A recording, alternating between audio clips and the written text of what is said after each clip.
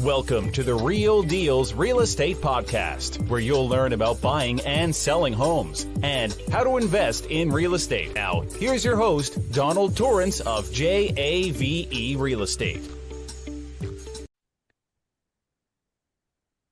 Hey everybody, we coming today. I'm Donald Torrance. I'm real estate investor out of Indiana, Illinois area. I am on with Cynthia Ware. We're going to do a part two of last week where we talked about some of the issues as a new investor, some of the pitfalls, where to source funding for deals. And today we're going to cover some other how to find deals and how to talk to sellers and what those conversations should look like and what to expect. So, Cynthia, if you want to introduce yourself. Okay. I'm a real estate redeveloper, and kind of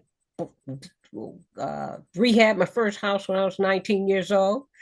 I was in college in Detroit, Michigan, and just got overly excited and just so gratified with the product after you finish taking something ugly to beautiful. And I became a real estate investor, redeveloper.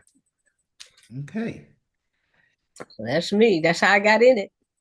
It's one of those things that once you get that bug, you hook. You can't leave it alone. Yeah, get So hooked. Yeah. it's an exciting journey, especially when you could tell the good and the bad from it because it's not all good. There is some bad sides. Not, not all good. You can Yeah. lose your shirt. Losing your shirt is losing money. Right.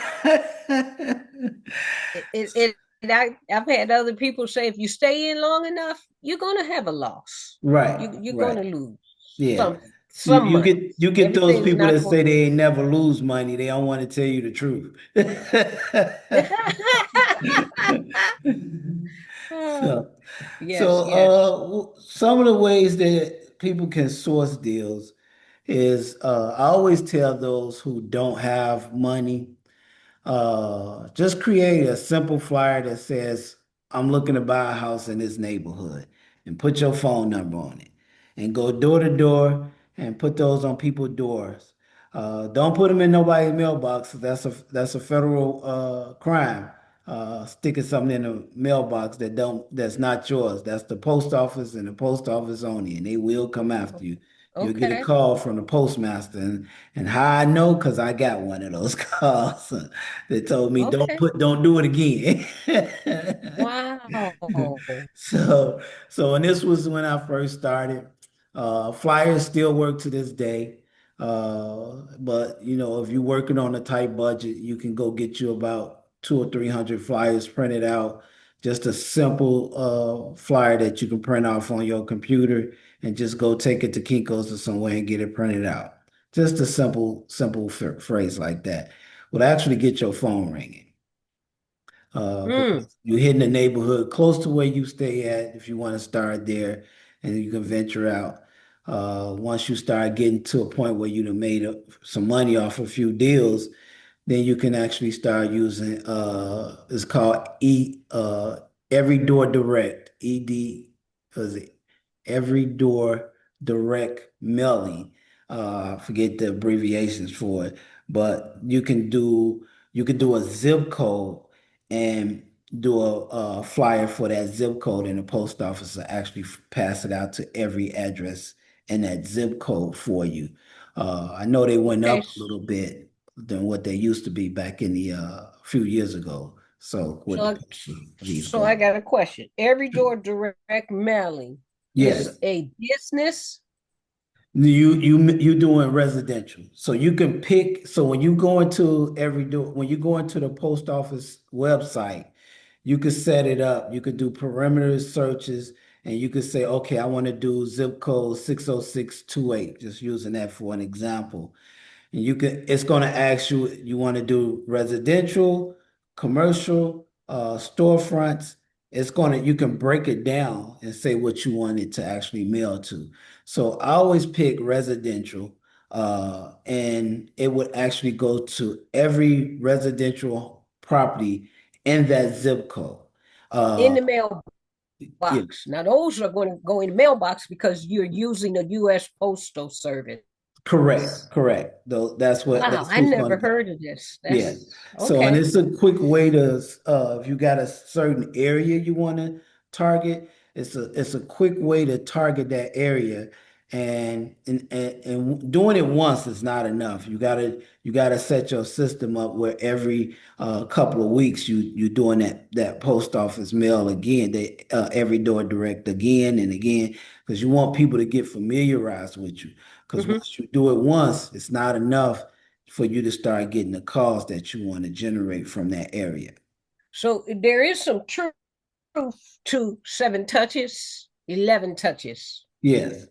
There's some truth to that. So they need to see, they need to grasp that same sense of information with my name on it, with your name on it, to become familiar, to maybe even put inside their mind, maybe I'll get us a call on the fourth or the fifth or the sixth one that hit their mailbox.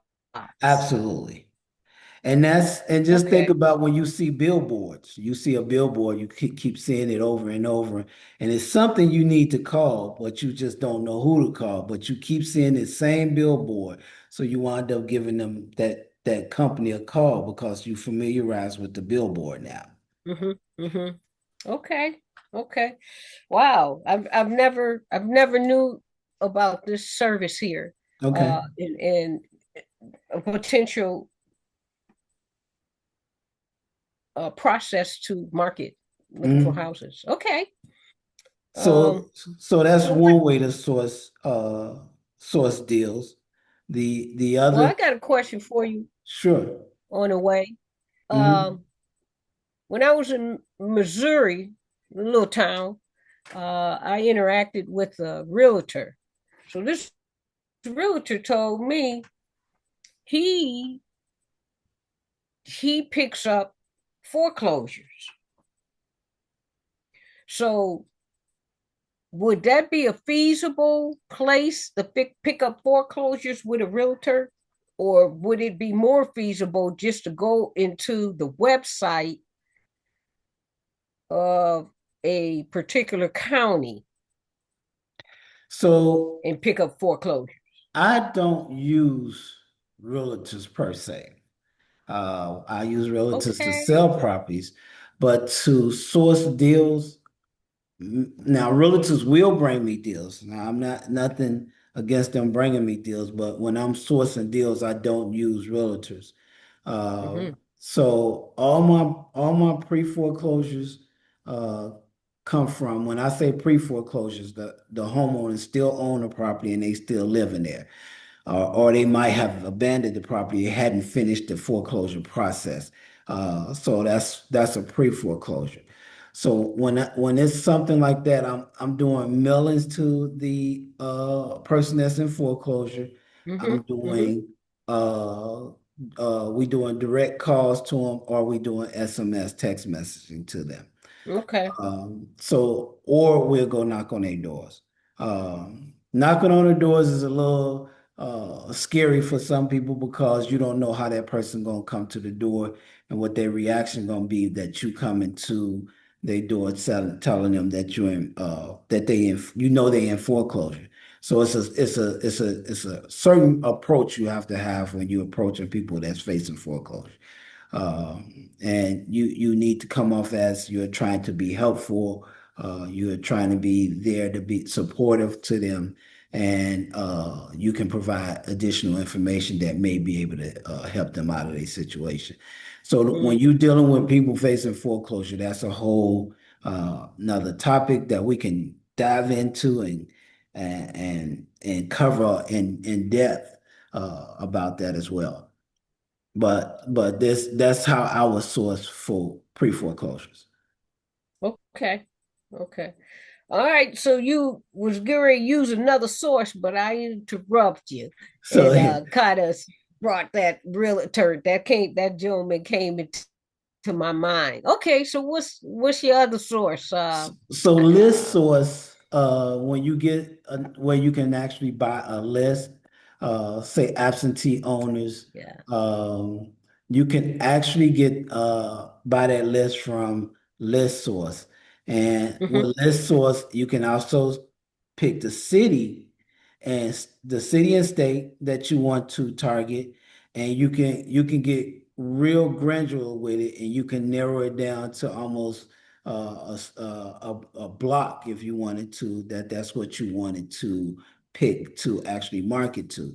List source is a great because it's just a data servicing company that actually pulls data from the U.S. Post Office. That's how they know that the property's vacant or anything like that, because they're going to actually gather that information from the U.S. Post Office. Mm. It's a great way to actually find abandoned properties, absentee owners, and just tired landlords that's leaving their properties vacant. So those are some of the Mm-hmm. great sources that comes from this source that you may want to start doing mailings to. You can skip trace those individuals and get their phone numbers, email address, and they social media profiles. So you can actually market to them on social media.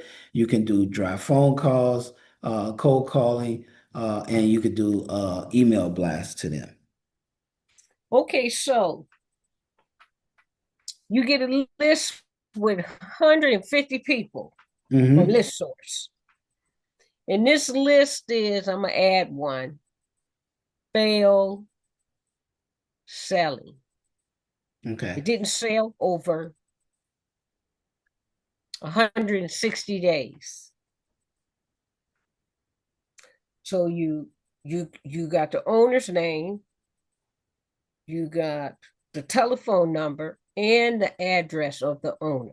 And you know that it did not sell in 160 days. Hmm.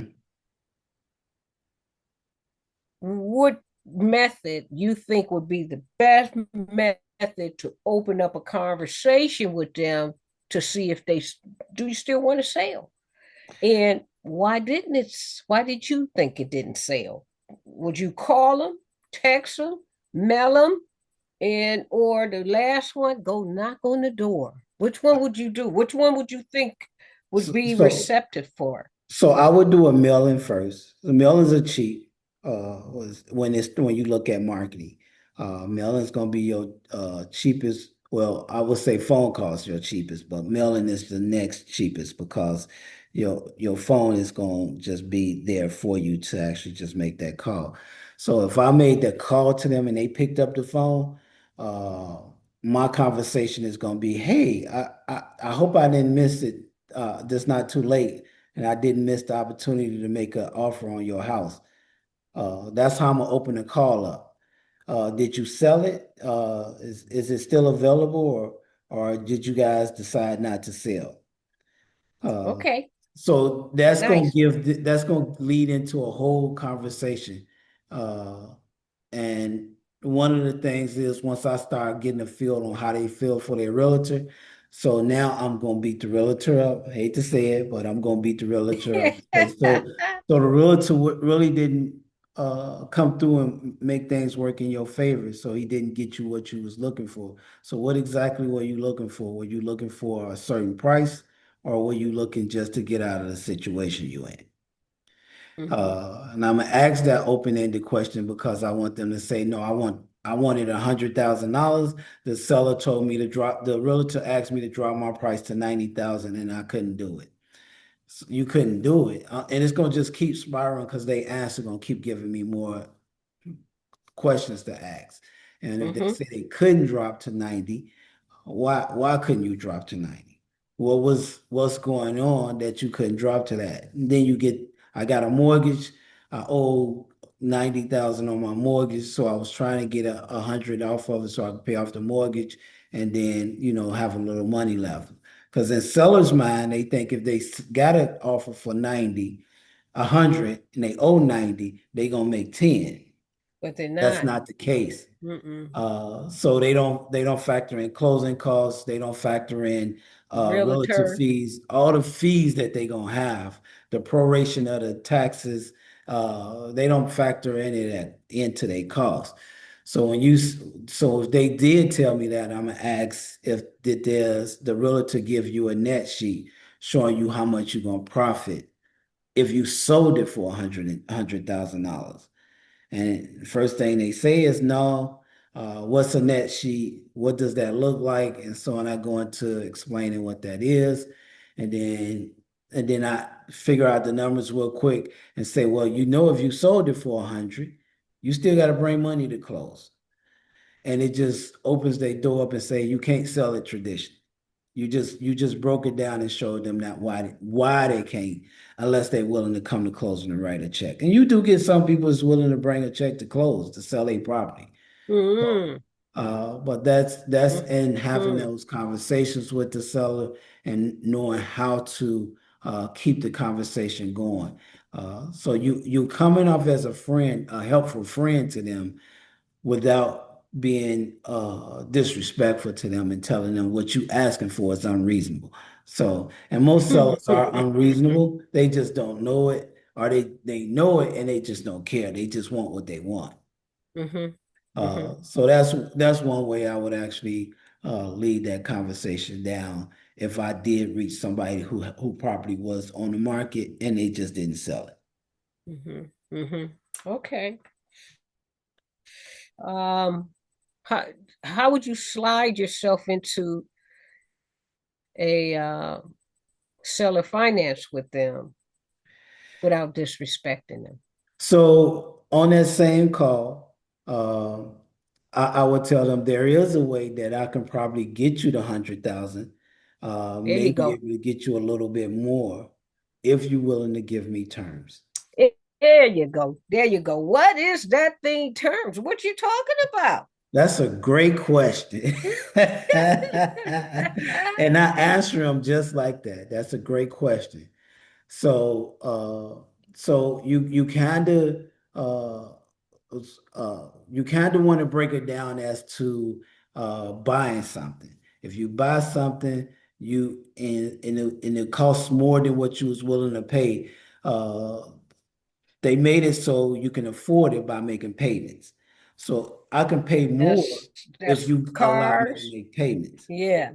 So, and Yeah. once you break it down to them in that scenario, they have a better way of understanding, okay, you want to make monthly payments to me. And then the next question is, well, how much you get ready to give me up front? I don't know. How much you looking for? Ooh. So, and they I gonna wanted tell to sell you, my house for a yeah. 100,000. Yeah, they gonna tell you 20,000, 30,000. I see. Well, I can make the hundred thousand or 110,000 work, but to give you 20, $30,000 down, I might as well go buy five more other properties. Because I can use that same money and put down $3,000 that somebody just need money to move uh and buy their property. So what would make me want to move forward with you with giving you that much money when I can go down the street and buy the same property? And Mm, some of them will say, well, go do that. And I'll say, okay. And on my way out the door, I'm saying, so you telling me that you're willing to do the seller finance, but because I don't want to put $20,000 down, you're gonna let me walk out the door and I can get you, and I'm the right person for you that can get you out of this situation. You're gonna let me leave? And they said, well, it's just the down payment. So okay, so let's sit down and figure this part out because it seems like that's the part that's working against you and I. So you and I need to mm-hmm, figure out how we can fix that problem that we have right here. And so I think if the two of us work together, we can figure that out. And mm-hmm, you can sit down and have a conversation with you. If the conversation is dead, they're gonna say no. Let's just leave. Uh, mm, but you can sit down and have that conversation with them and say, okay, you want 20,000 down. How about I give you 110? So that way I'm paying a little bit more, and I'm paying all the closing costs, and I give you 5,000 at closing. Would that work for you? So all those fees that you would typically pay to actually sell your property, I'm gonna take on those fees, and I'm gonna give you a little money up front, and then you can still continue on. But this headache right here for you, the selling of this house, is over with, because I'm gonna close with you in 2 weeks. Okay. And that's how I get around that hurdle. Okay. And so you say you pretty much purchase most of your houses without cash Correct. up front. Yeah. Every deal that I have done, and since 2021. No, last, I'm saying it wrong. 2001 has been seller finance or taking over somebody's mortgage. Everyone since 2001. I want to say 21, but it's 2001. Everyone that Wow. I've done has been on that structure. Okay. Ooh, that's awesome, I Yeah. think. Okay. And so okay, I'm gonna mention a source Mhm. that I spent about $350 for made posts, right? They were red, white, and blue. They said we buy houses, we buy ugly houses. Give me a call. My telephone number went on it. And Mhm. I think out of the, I'm gonna just say 100. If I put out 100, I might have got 3 calls out of the 100, 3 or 4 calls out of the 100. So 3%. And the reason why I just can't say the whole 350 is because I kind of stopped putting them out Mhm. because it was the thing going on at the time that the policeman was lifting them up. The policeman had a post service Oh, okay. duty and would, yeah, they in different neighborhoods was lifting them up. So the neighborhood that I live in now, you're better off with your signs Friday through Sunday Yeah. because Monday through Thursday somebody's lifting your posts up and throwing them in the garbage. You know what I'm saying? Right. And you might get a call from the officers. Mhm. Hmm. So So that's that. Mhm. those are bandit signs. Bandit signs do work. That's Yeah, why you see them everywhere. But there are people that do, cities have employees that are, their sole job is to drive around and take those signs down. So the best time to yeah. put them up is on a Friday, so you can have them up for the weekend, and you'll get lucky if they stay up to Monday. So I Mhm. never did bandit signs. I know they work because that's why they out as much as they are. Uh, so do they work? Absolutely. I just never been a fan of them. Me myself, because they do start making the neighborhoods look bad.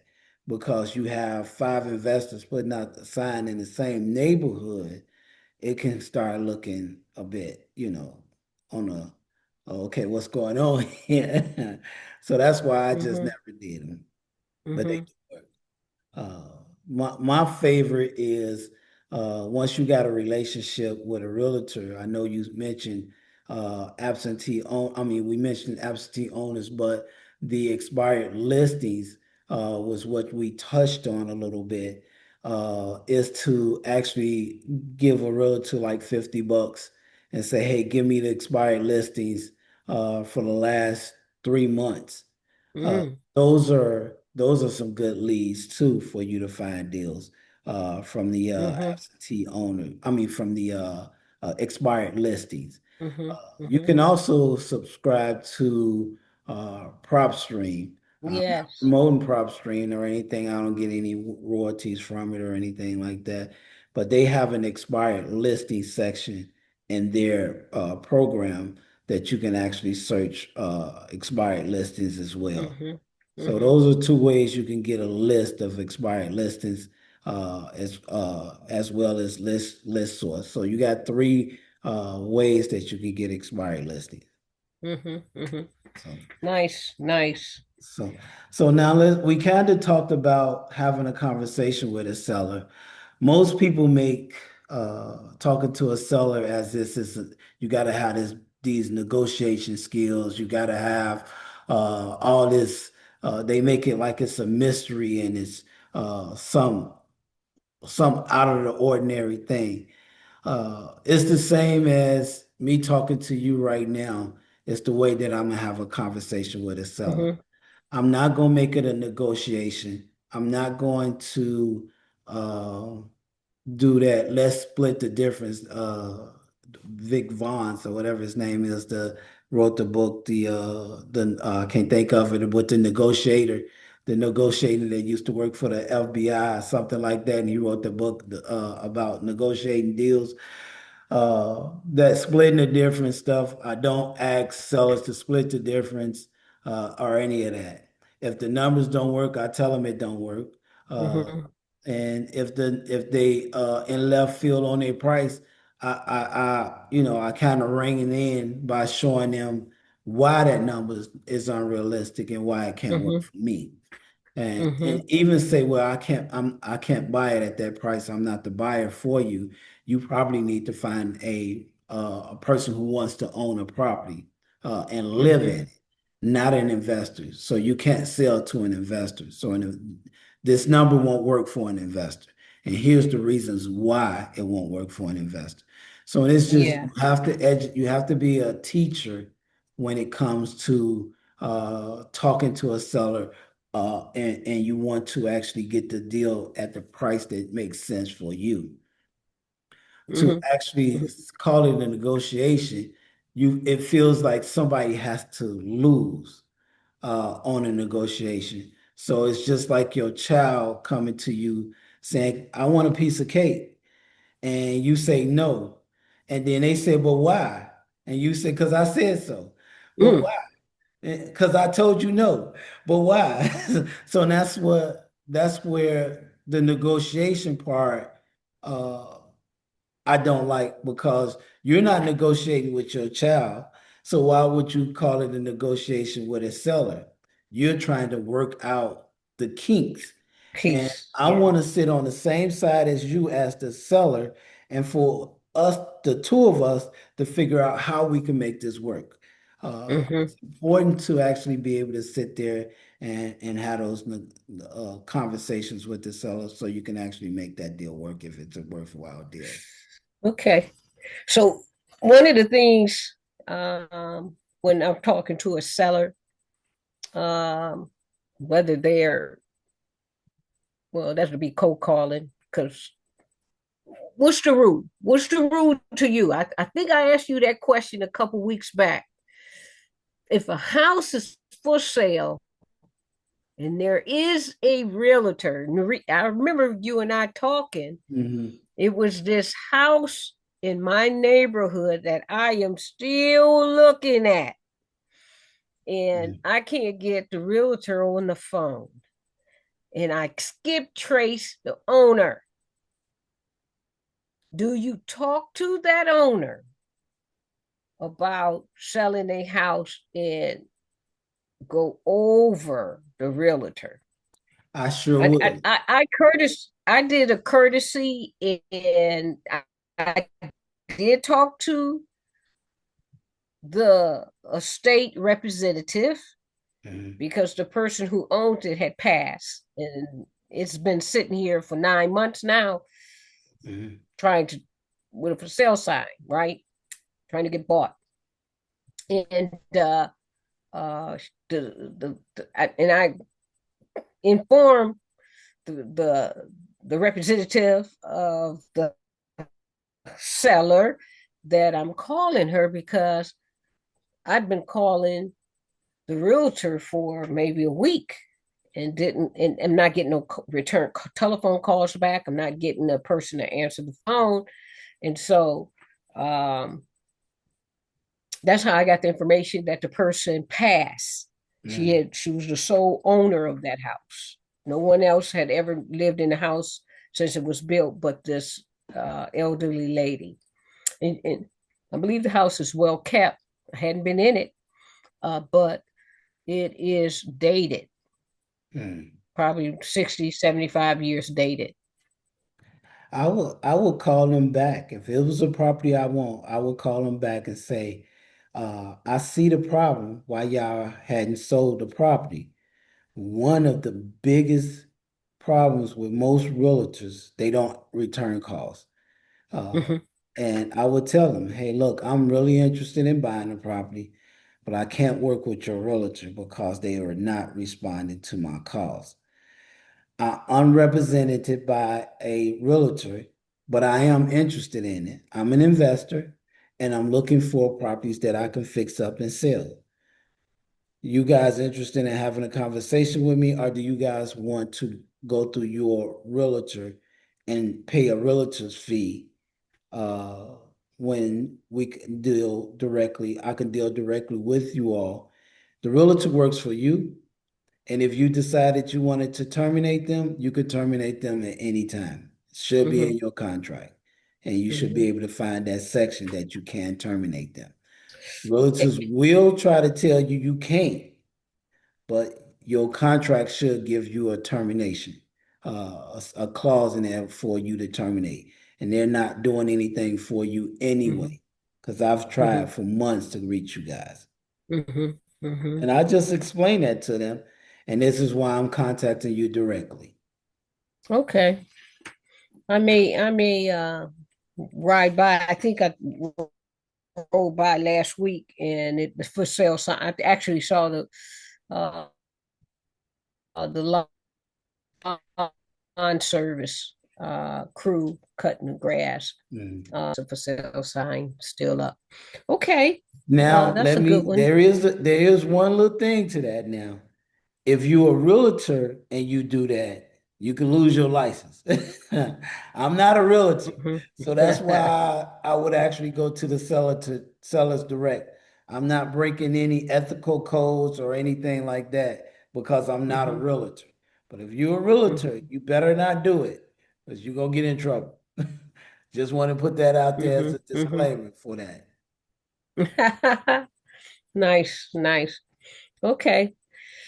Um, and so what's another source? So, so With realtors. the other because we're talking about how to have conversations with sellers. So the other thing that I hear a lot of people do is they start telling sellers what they want to pay instead of asking the seller what they want for the property. When you start Say telling that them, again.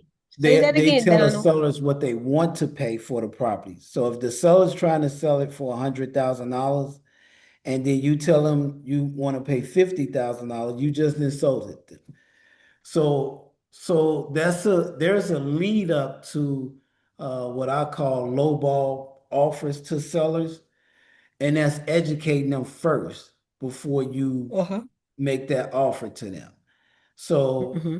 they have in their mind that their house is worth $100,000 because their neighbor house just sold for $100,000. They looking at that comp. Yeah. Yeah. So now I need They, to show you why your neighbor's house sold for $100,000. Well, they put a new roof on. Your house need a new roof. They just updated their kitchen. Your kitchen is dated. We got to come in and spend $10,000 or whatever that number is for the kitchen. So I'm educating you why your neighbor's house sold for that 100, hmm. but yours is not worth that 100. So somebody got to come in and fix yours up and Hmm. get it to that standard that your neighbor's house Hmm. sold for. And Hmm. then we can talk about what numbers we need to come in at. So Hmm. with me offering to pay your closing costs, and with me, now that I have to come in and do the renovation to the property, what's a more realistic number that you can live with and I'm comfortable with buying to actually make this deal work, for us to actually walk out of here from each other today and get a deal put together on paper? Hmm. Because I Okay. want to close in a couple of weeks. unless you're not willing to close in a couple of weeks. Is that something you interested in doing, or Mm-hmm. do Mm-hmm. you need more time? So I'm getting a feel Mm-hmm. for how soon they need to close, and I'm also getting a feel for what their definition of realistic number is. Uh, Mm-hmm. and most of the time they'll say, I don't know. After you break that down to them, they say, I don't know. Well, what can you live with?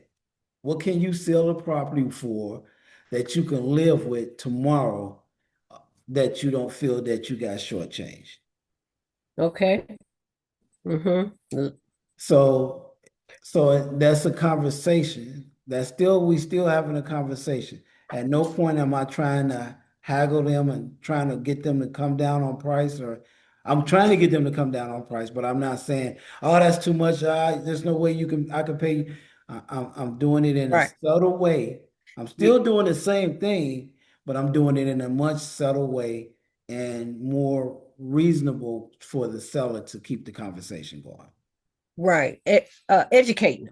You're Right, educating. right, You're making an effort to educate them. There is a method. I usually tell a seller there is a method that we come up with the price. mhm, Uh, we just don't come up out of magically. There is a method, and part of it is the renovation costs to get your house to look like the most beautiful house that you're looking at on Zillow. right, There's finances that still has to be invested into the house, your house, to make it um, a comparable, right? correct, A correct. beautiful comparable uh, house itself for another buyer or someone selling their house. Okay, so when I'm talking, I used to have an acronym, and I don't remember the acronym, but I do remember the things that's in the acronym, Right. and it's to get from the seller. I want to. It was a pillar. It was 4 pillars, and so it was some A, B, and C off of some of them pillars. But one of them was to ask them how long had they desired to sell their house. How long have you been thinking about selling a house? Did you want to sell? And then sometimes you'll find out, hell, we tried to sell it last year Hmm. and we couldn't. Right.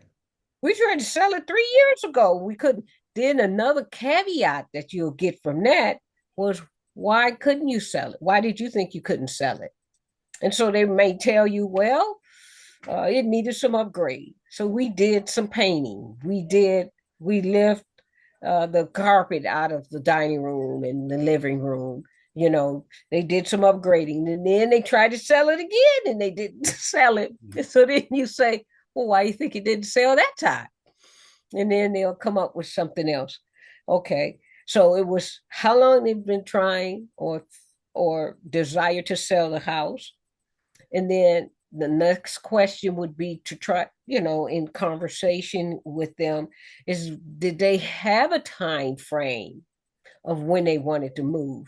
And is Right. there any particular place or location they're moving to, like closer to a daughter or closer to a son or closer to a mother or a sister, because they're aging, or and they want that's where they want to be closer to family, or some other reason why they want to move. Something Mhm. else happened in their life, they got ill, and they themselves want to be closer to friends or family. Another good question to ask, now that's their timeline, that is their thought process of how long they've been wanting to move. Are they hitting those goals? The next thing is the condition of the house. Right. You know, have you upgraded anything on the house? The roof has had it had any furnace or air condition work done on it? Is the kitchen the same that when you moved in it and they've been living there for 25 years? Is the Mhm. bathrooms the same? Um, do it have carpet or wood flooring? And so while you're trying to get the condition on there, I usually throw another question in there and said, if you had $150,000, Yeah. what would you what would Yeah. you what would you do to the house? Yeah. Not now you might get what's wrong with the house. Absolutely. Okay. And that's how you get it If out. I got you had yeah, you got $150,000 given to you, or you won the lotto. What would you do to your house? Okay. That's a little backdoor sneak question, right? Yeah. And then while you're asking about the condition on the house, you slide in. If you don't have prop stream or privy or something like that, do you have a mortgage on the house? Mm. Right? Do you still have a mortgage on the house? And then that question is, do you I didn't I do this earlier too. Are you living in the house? Or or is it a house that she rent? Or is it a house that a relative is in and they got to get out of that house? That's why I'm selling it. Right. You know, you just you ask these different types of questions. And then what's the exit strategy, which I kind of already mentioned.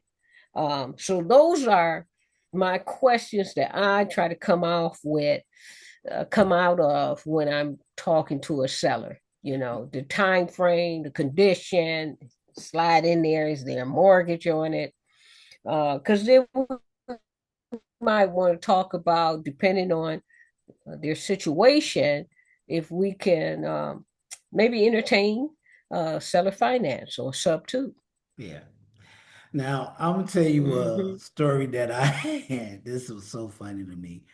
I asked if somebody was to give you a magic wand and you can get $50,000 to do anything to your house, what would be the first thing you would actually do? And the guy said, nothing. My house is perfect. I said, oh, so why you selling? I said, it sounds like a beautiful house. Why you selling? He said, because I'm just tired of the area. I said, okay, so set up the appointment to go look at this house. Oh my gosh. The roof, he had a bucket in the kitchen where he was catching water Oh from my the roof. goodness. I said, you told me, I said, so you misled me. You made me think that there's nothing wrong with the property. He said, well, in my eyesight, it is. There's nothing wrong with it. Oh I said, oh, my goodness. I said, okay. Got a bucket. You got a bucket picking up the rain. Yeah, the bathroom sink didn't work because he said it leaked down into the basement. So he just had it Oh, was a gut rehab. But I wound up buying it for like 13,000 or something like that. Well, I forget the number it was, but it was something in the teens. But it okay. was just the fact that he told me wasn't nothing wrong with it, Mm, and it mm, was a whole gut mm. rehab. So so you gotta be careful Wow. when you say that when people tell you there's nothing wrong with it. Yes, yes, yes. So we Okay. covered a lot today. I hopefully people finding the value in us doing this and looking forward to us putting out another episode where we can actually help get them through that pace, that beginning stage, so they can actually do their first deal or do their second deal, whatever it may be. Uh, so tell people where they can follow you and what you got new on the plate and if you looking for what you looking for or anything like that. Ooh, what I got new on the plate. Ah, well, I was sharing with you earlier that I was having a conversation with the sellers Mm. of this multifamily that I tumbled into. Um, that I began having conversation relationships with the sellers that said to me, Cynthia, we are friends, Yeah. right? Yeah, And right. so I'm raising 75, $80,000 needing private money to rehab this multifamily. It's 12 units times two. 1 bedroom, 1 bath. So it's 24 units in the St. Louis area. And I'll give double digits annual interest rates to that private lender. So how to get in contact with me? I'm gonna start with email. Is my last name, Ware, WARE, C as in cat, Y as in yellow, T as in Tom, H as in house I'm old school, AOL Oh, at wow. AOL.com. And then my IG is right here, Cynthia R. Ware. And that's also my Facebook, Cynthia R. Ware. And you Okay. can DM me. Okay. And if you trying to get in touch with me, I'm on all things social media, Donald Torrance. You can follow me. My books are all on, if you want copies of my books, they all on Amazon. I'm also looking for partners on some deals that I got in the works. If you want to talk about some of the deals, interested in partner on some deals, give me a shout out and we can talk further. Cynthia was great. Look forward to next week. See you all next week. Bye-bye. Bye. If you want to hear more stories and tips about real estate, foreclosure, and private lending insights, hit like and subscribe now.